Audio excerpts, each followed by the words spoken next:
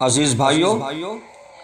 بخاری شریف کی روایت میں ہے، حضرت امام بخاری رحمۃ اللہ علیہ نے ایک روایت نقل فرمائی کہ جب اللہ کے نبی صلی اللہ تعالی علیہ وسلم کا آخری وقت تھا اور اللہ کے نبی جناب محمد الرسول اللہ صلی اللہ تعالی علیہ وسلم اس دنیا سے تشریف لے جانے والے تھے،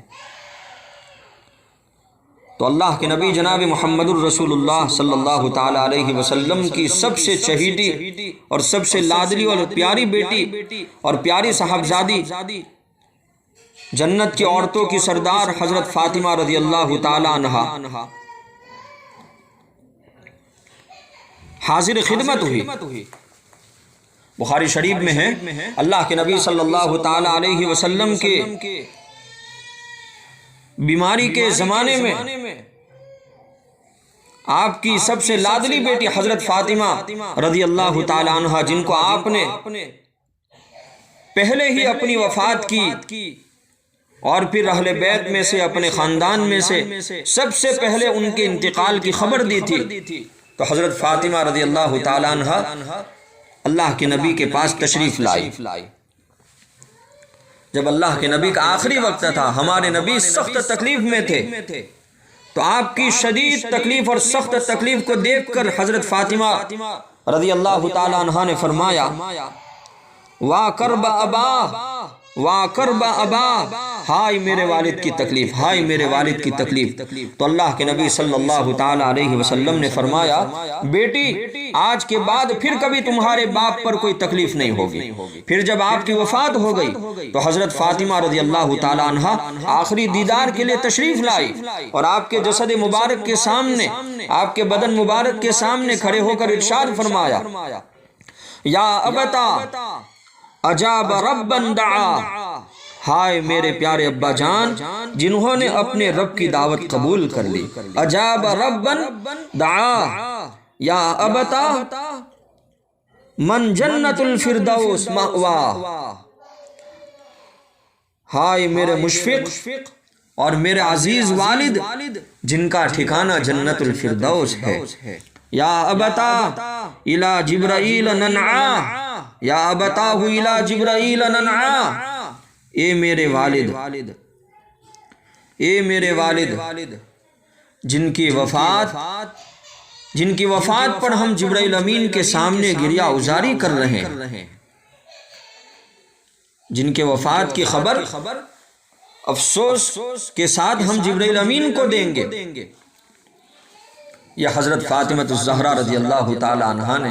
جملے ارشاد فرمائے۔ پھر جب اللہ کے نبی صلی اللہ تعالی علیہ وسلم کا تدفین کا عمل ہوا، اللہ کے نبی کا انتقال ہو گیا، صحابہ کرام نے ہمارے نبی کو غسل دیا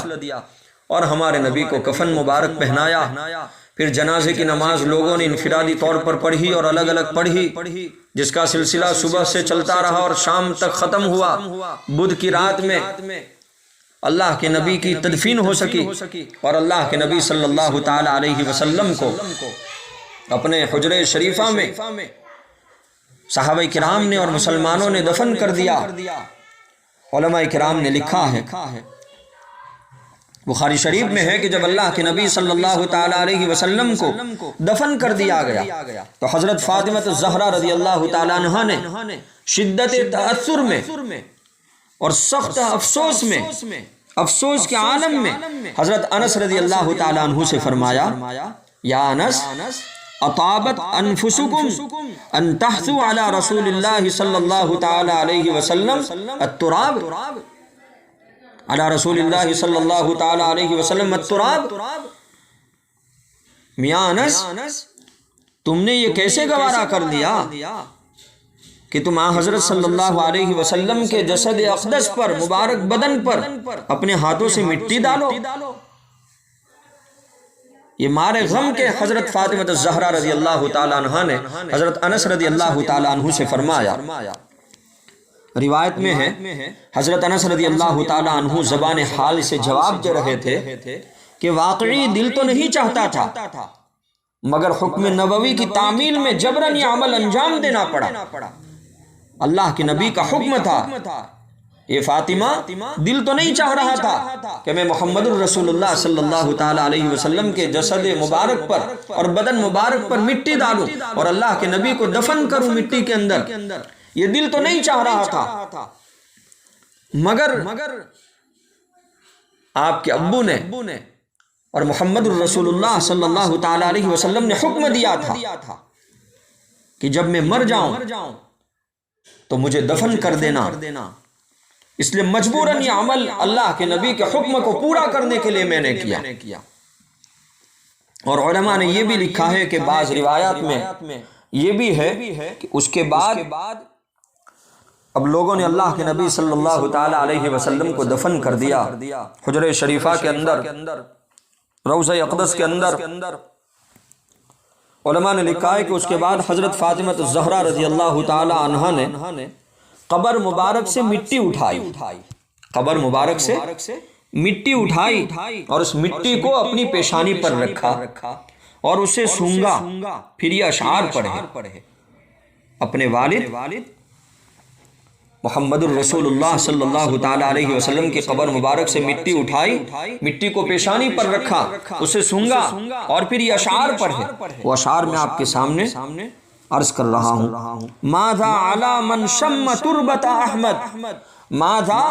علی من شم تربت احمد، اللہ یشم مد الزمان غوالیا، اللہ یشم مد الزمان غوالیا، صبت علی مصائب لو انہا، صبت علی مصائب لو انہا، صبت علی الایام عدن لیالیا، صبت علی الایام عدن لیالیا۔ یہ عربی اشعار حضرت فاطمہ الزہرا رضی اللہ تعالی عنہا نے پڑھے اور قبر مبارک کی مٹی کو اپنی پیشانی پر لگایا اور سونگا، اس کے بعد یہ اشعار پڑھے، جس کا ترجمہ علماء نے لکھا ہے ماذا علی من شم تربت احمد، محمد صلی اللہ تعالی علیہ وسلم کی قبر شریف کی مٹی سونگنے والا اگر مدہوش ہو کر پھر عمر بھر کچھ سننے کے قابل نہ رہے، محمد صلی اللہ تعالی علیہ وسلم کی قبر شریف کی مٹی سونگنے والا ماذا علی من شم تربت احمد، آگے اللہ یشم مد الزمان غوالیا،